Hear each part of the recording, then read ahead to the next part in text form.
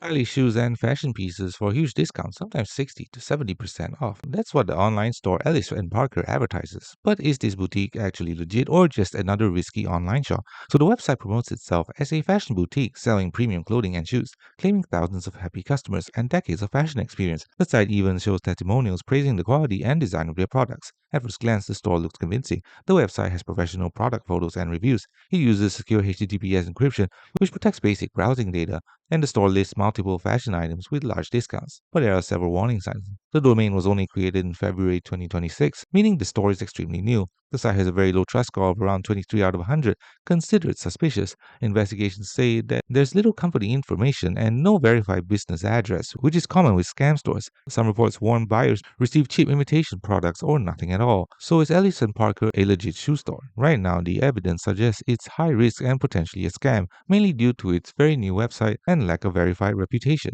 The bottom line, Ellis and Parker might look like a luxury boutique, but it shows multiple red flags typical of dropshipping or scam fashion stores. So shop with caution. Thanks for watching. Don't forget to like and subscribe for more videos.